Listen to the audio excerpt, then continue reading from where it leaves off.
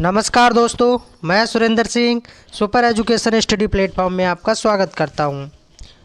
EBS के 30 most important question लिए हैं और मैं लगातार आपको वीडियो दे रहा हूं, चाहे वो ईबीएस हो, चाहे सीडीपी हो, चाहे हिंदी हो, चाहे एसएसटी हो। अगर आप चैनल पे पहली बार आए हैं तो चैनल को प्लीज़ सब्सक्राइब कर लीजिए और वीडियो को लाइक कीजिए। शुरू करते हैं आज की क्लास। पहला प्रश्न दिया है, कौन सा वायुमंडलीय प्रदूषक अम्लीय वर्षा का मुख्य कारक है। अम्लीय वर्षा से क्वेश्चन बनता है। ए में कहा जा रहा है SO2 और बी में कहा जा रहा है H2S और सी में कहा जा रहा है HCl और डी में कहा जा रहा है N2। तो इसका सही आंसर हो जाएगा SO2। SO2 मतलब क्या होता है? Sulphur dioxide.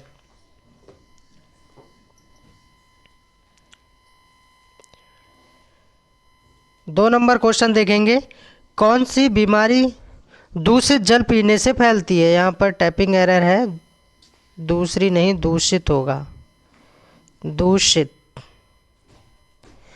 कौन सी बीमारी दूषित जल पीने से फैलती है। ए में कहा जा रहा है एड्स, बी में कहा जा रहा है टाइफाइड और सी में कहा जा रहा है एनीमिया और डी में कहा जा रहा है टिटनेस। तो कौन सी बीमारी है? टाइफाइड। क्या हो जाता है? टाइफाइड हो जाता है, टाइफाइड।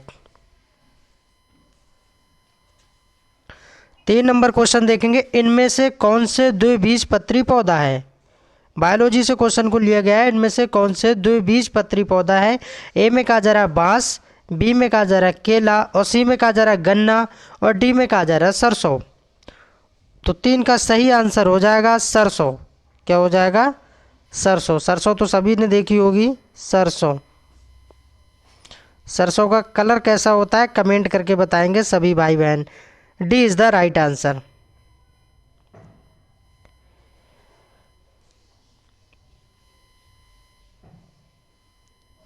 चार नंबर क्वेश्चन देखेंगे, पारिस्थितिक तंत्र क्या है। पारिस्थितिक तंत्र से क्वेश्चन बना है। ए में कहा जा रहा है एक स्थान में रहने वाले सभी प्राणियों की केवल अपने आप में अंतःक्रिया। अच्छा, केवल वर्ड ये कैसा होता है ना, नेगेटिव वर्ड है, तो इसको हटा देना है पहले ही। अगर पॉजिटिव की बात की जाए तो पॉजिटिव में देखना है, नेगेटिव की बात की जाए तो नेगेटिव में देखना है। एक स्थान में रहने वाले सभी प्राणियों की केवल पर्यावरण से अंतःक्रिया। सी में कहा जा रहा है एक स्थान में रहने वाले सभी प्राणियों की अपने आप में व पर्यावरण में अंतःक्रिया, उपरोक्त में से कोई नहीं। तो 4 का सही आंसर हो जाएगा सबसे बेस्ट और अच्छा answer, C is the right answer. एक स्थान में रहने वाले सभी प्राणियों की अपने आप में व पर्यावरण से अंतःक्रिया। 5 नंबर क्वेश्चन देखेंगे, प्राणी और उसके पर्यावरण के मध्य अंतर संबंधों के अध्ययन के उपागम कौन से हैं। सांस्कृतिक परिस्थितियाँ, पारिस्थितिक तंत्र प्रारूप और सी में कहा जा रहा है व्यवस्था का प्रारूप और डी में कहा जा रहा है उपरोक्त सभी। तो 5 का सही आंसर हो जाएगा, D is the right answer.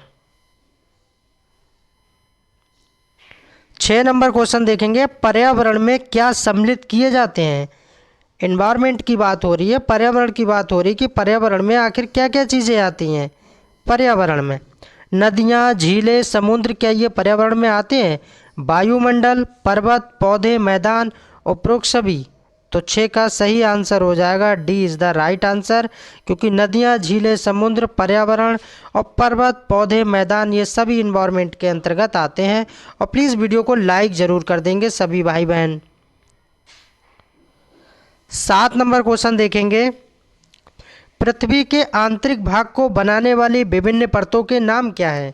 पृथ्वी के आंतरिक भाग को बनाने की, ए में कहा जा रहा है भू प्रॉपर्टी एवं मेटल और बी में कहा जा रहा है भू प्रॉपर्टी एवं क्रोड और सी में कहा जा रहा है भू प्रॉपर्टी, मेटल एवं क्रोड और डी में कहा जा रहा है मेटल एवं क्रोड। तो 7 का सही आंसर हो जाएगा भू प्रॉपर्टी, मेटल एवं क्रोड। C is the right answer.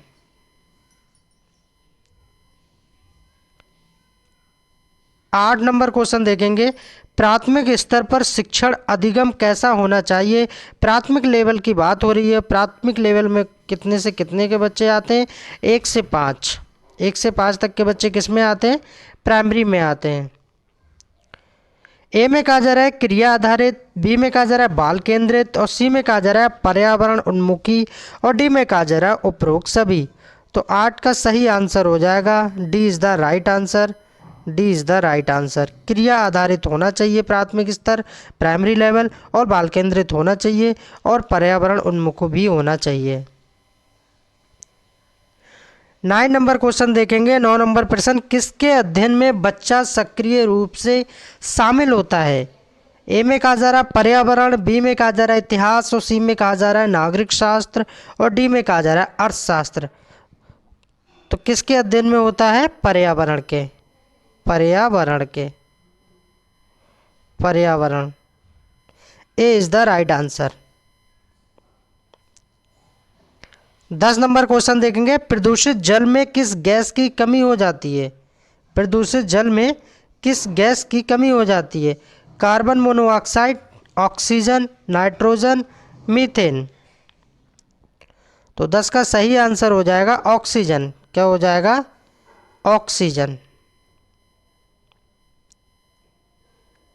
11 number question देखेंगे।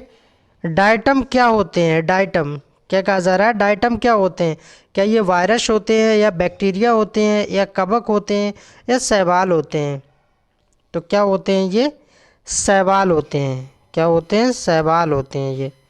शैवाल, शैवाल होते हैं। D is the right answer.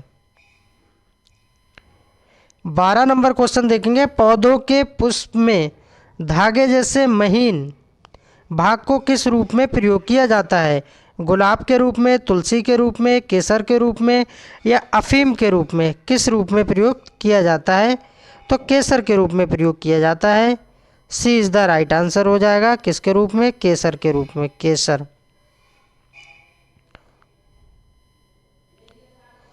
13 number question देखेंगे। शासकीय भारतीय डॉक्टर के नाम से जाना जाता है। शासकीय भारतीय डॉक्टर के नाम से जाना जाता है। किसको कहा जाता है? ऐसा कौन सा वृक्ष है? नीम को कहा जाता है, तुलसी को कहा जाता है, पीपल को कहा जाता है, या लौंग को कहा जाता है? तो किसको कहा जाता है? तुलसी को कहा जाता है। और हमारे घरों में भी तुलसी की पूजा होती है। किसकी? तुलसी। तुलसी हिंदू धर्म के हिसाब से क्या है? बहुत पवित्र पौधा है तुलसी। 14 नंबर क्वेश्चन देखेंगे। एक शिक्षिका सब्जियां के बारे में पढ़ाते हुए, एक शिक्षिका सब्जियों के बारे में पढ़ाते हुए बच्चों से पूछती है कि सब्जियां जल्दी क्यों ख़राब हो जाती हैं। एक टीचर है लेडीज़, और वो सब्जियों के बारे में पढ़ा रही हैं, और वो बच्चों से कह रही हैं कि सब्जियां आखिर जल्दी क्यों ख़राब हो जाती हैं? अधिक गर्मी होने के कारण, क्या ये वजह होगी? जल की अधिक मात्रा के कारण, या हवा के कारण, या इनमें से कोई नहीं? तो 14 का सही आंसर हो जाएगा जल की अधिक मात्रा के कारण सब्जियां जल्दी खराब हो जाती हैं। B is the right answer. 15 number प्रश्न देखेंगे। वायरस से उत्पन्न होने वाले प्रमुख रोग कौन से हैं? वायरस, खसरा, रेबीज, पोलियो, एड्स और टिटनेस। तो क्या कौन कौन से हैं वायरस से उत्पन्न होने वाले? ए में कहा जा रहा है 1 2 3, और बी में कहा जा रहा है 1 2 3 4, और सी में कहा जा रहा है 3 4 5, और डी में कहा जा रहा है 2 और 3 सही है। तो 15 का सही आंसर हो जाएगा 1 2 3 4। क्या हो जाएगा? 1 2 3 और 4। B is the right answer. दोबारा देख लीजिए क्या क्या था।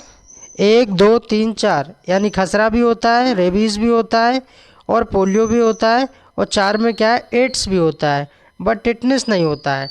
टिटनेस वायरस से नहीं होता है। 16 नंबर प्रश्न देखेंगे। पारिस्थितिकी तंत्र बनता है, किससे बनता है?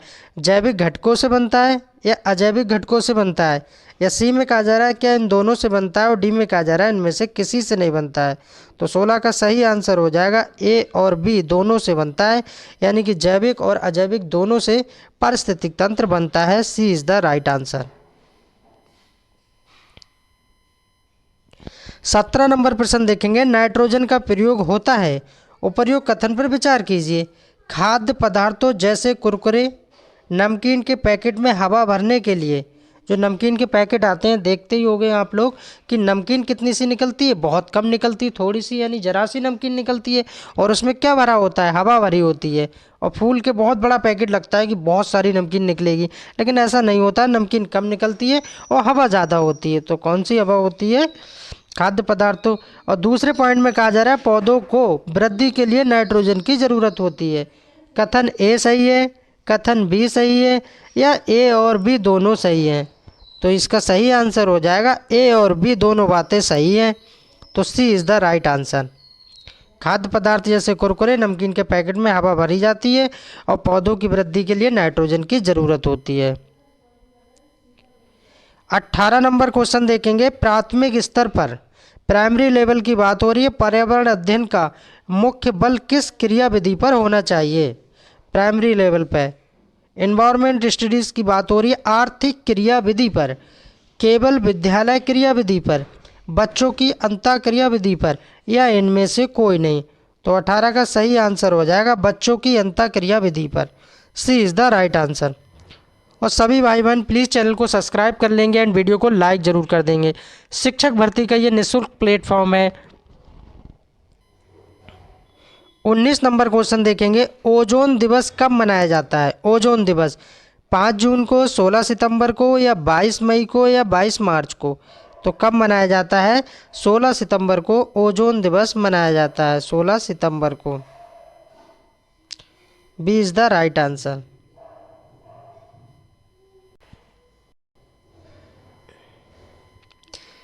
20 नंबर क्वेश्चन देखेंगे। इकोसिस्टम शब्द का सर्वप्रथम प्रयोग किसने किया था। इकोसिस्टम की बात हो रही है। ए में कहा जा रहा है हैकेल ने, बी में कहा जा रहा है A.G. टॉन्सले ने, और सी में कहा जा रहा है फंक ने, और डी में कहा जा रहा है उपरोक्त सभी। तो 20 का सही आंसर हो जाएगा A.G. टॉन्सले ने किया था। और कब किया था, 1935, 1935 में किया था A.G. टॉन्सले ने। B is the right answer, ecosystem सर्वप्रथम। 21 नंबर क्वेश्चन देखेंगे। वायुमंडल की किस परत के अध्ययन को मौसमी विज्ञान कहा जाता है। क्या कहा जाता है, मौसमी विज्ञान वायुमंडल की किस परत को कहा जाता है। क्षोभ मंडल को, समताप मंडल को, या मध्य मंडल को, या आयन मंडल को। तो किसको कहा जाता है, क्षोभ मंडल को कहा जाता है।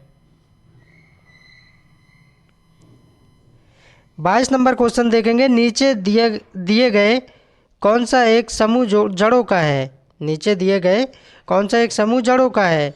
गाजर, हल्दी, अदरक, शकरकंद, मूली, हल्दी, और गाजर, चुकंदर, मूली, चुकंदर, आलू, अदरक।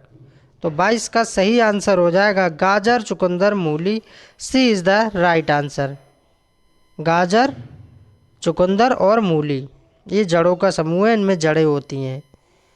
23 नंबर क्वेश्चन देखेंगे। पर्यावरण अध्ययन में प्रश्न करने को एक युक्ति के रूप में प्रयोग किया जाता है।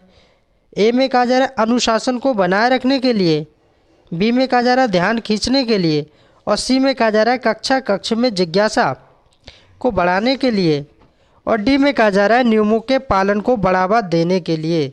तो 23 का सही आंसर हो जाएगा कक्ष में जिज्ञासा को बढ़ाने के लिए। Positive is the right answer है। ये पॉजिटिव की बात की जा रही है। सी इज़ द राइट आंसर, सी वाला सही हो जाएगा। 24 नंबर क्वेश्चन देखेंगे। निम्नलिखित में से कौन सा क्षेत्र सर्वाधिक भूकंप संभावित क्षेत्र है। गंगा ब्रह्मपुत्र का मैदान, दक्कन का पठार, पश्चिमी घाट, और पूर्वी घाट। 24 का सही आंसर हो जाएगा गंगा ब्रह्मपुत्र का मैदान। A is the right answer. 25 number question देखेंगे। पर्यावरण अध्ययन शिक्षण के संदर्भ में राष्ट्रीय पाठ्यचर्या की रूपरेखा यानी एनसीएफ। एनसीएफ का फुल फॉर्म क्या होता है। एनसीएफ पे मैंने स्पेशल वीडियो बनाई है, अगर आपने नहीं देखी है तो देख सकते हो। नेशनल कैरिकुलम फ्रेमवर्क 2005 निम्नलिखित में से किसे प्रस्तावित नहीं करती है। किसमें पूछा जा रहा है, नहीं करती है। बच्चों के अनुभवों और संदर्भों से जोड़ना, ये तो बात बिल्कुल ठीक है, ये तो पॉजिटिव बात है, तो ये होना चाहिए। हस्तपरक क्रियाकलाप, ये भी होना चाहिए। तकनीकी शब्दावली से परिचित कराना, ये तो नहीं होना चाहिए। और विषय अनुसार उपागम, ये भी होना चाहिए। तो C is the right answer.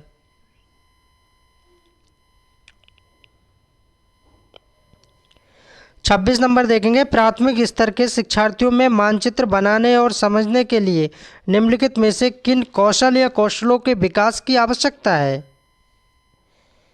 ए में कहा जा रहा है स्थानों की सापेक्ष स्थिति की समझ, और बी में कहा जा रहा है स्थानों की सापेक्ष दूरी और दिशाओं की समझ, और सी में कहा जा रहा है प्रतीकों और स्केल यानी पैमाने की समझ, और डी में कहा जा रहा है स्केल पैमाने के अनुसार स्पष्ट ड्राइंग बनाना। तो क्या सही हो जाएगा, केवल सी सही हो जाएगा, या ए बी सी सही हो जाएगा, या केवल डी सही हो जाएगा, या डी में कहा जा रहा है ए बी सही हो जाएगा। तो क्या सही हो जाएगा, ए बी सी सही हो जाएगा इसका, ए बी और सी सही हो जाएगा। स्थानों की सापेक्ष स्थिति की समझ बिल्कुल ठीक है, और स्थानों की सापेक्ष दूरी और दिशाओं की समझ ये भी ठीक है। प्रतीकों और स्केल पैमाने की समझ ये भी ठीक है। स्केल पैमाने के अनुसार ड्राइंग बनाना ये बिल्कुल नहीं है, तो डी कट जाएगा, तो ए बी सी सही हो जाएगा।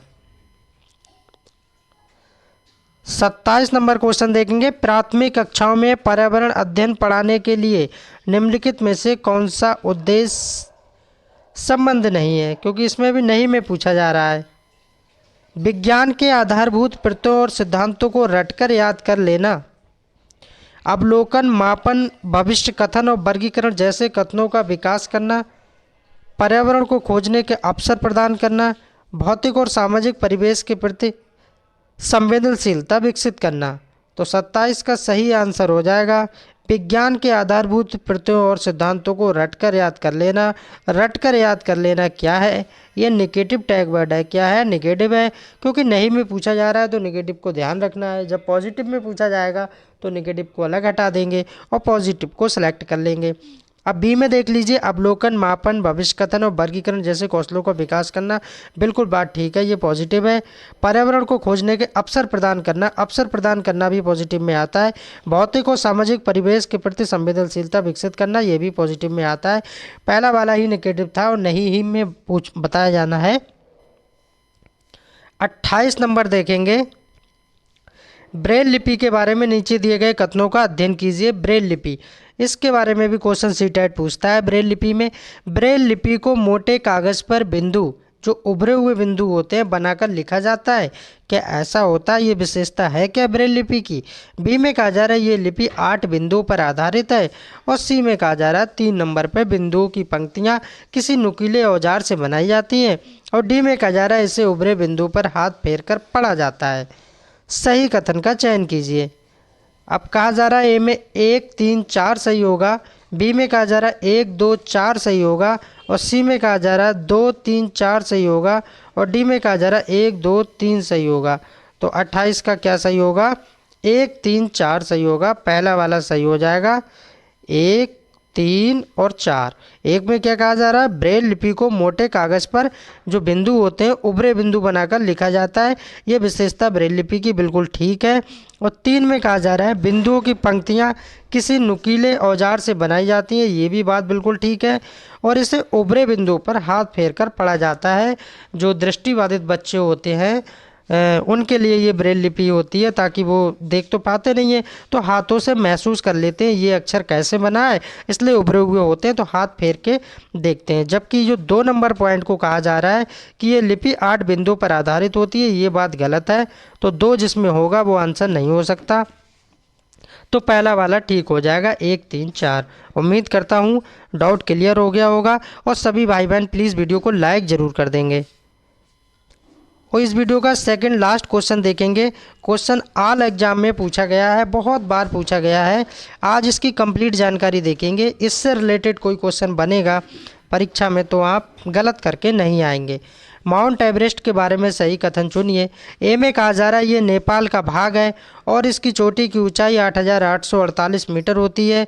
बी में कहा जा रहा है ये भारत का भाग है और इसकी चोटी की ऊंचाई 9,850 मीटर होती है।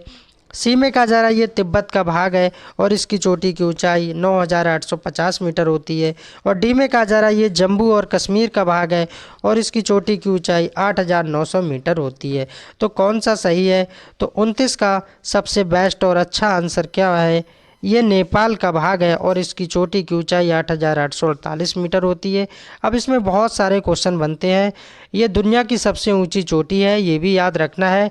तिब्बत नेपाल सीमा पर ये स्थित है। और नेपाल के लोग, क्वेश्चन में पूछा जाता है कि नेपाल के लोग जो माउंट एवरेस्ट है इसको किस नाम से पुकारते हैं, बुलाते हैं, तो सागर माता का नाम याद रखना है। नेपाल के लोग इसे सागर माता के नाम से बुलाते हैं। और भी क्वेश्चन इससे रिलेटेड बनते हैं कि सबसे पहली बार जो माउंट एवरेस्ट है उस पर चढ़ाई किसने की थी। वर्ल्ड की बात की जाए, विश्व की बात की जाए, तो सबसे पहले चढ़ाई किसने की थी? सर एडमंड हिलेरी ने सबसे पहले चढ़ाई की थी। ये याद रखना है, किसने? सर एडमंड हिलेरी ने। अब आपके दिमाग में एक क्वेश्चन आएगा कि सर ने ये तो बता दिया कि सर एडमंड हिलेरी ने तो चढ़ाई की थी, लेकिन वो किस देश से बिलोंग करते हैं, कहाँ के रहने वाले हैं? तो न्यूजीलैंड के वो रहने वाले हैं, ये भी याद रखना है। अब बात अभी ख़त्म नहीं हुई है, क्वेश्चन और भी बनते हैं कि विश्व की तो बात बता दी, अब भारत से भी बता दीजिए सर जी कि भारत से कौन चढ़ा है। तो 20 मई 1965 को एवरेस्ट पे पहले भारतीय लेफ्टिनेंट कर्नल अवतार एस चीमा चढ़े थे, ये भी याद रखना है। भारत की बात की जाए तो कर्नल अवतार एस चीमा को याद रखना है। और डेट 20 मई 1965 को अपने भारतीय थे जो कि माउंट एवरेस्ट पे चढ़े थे।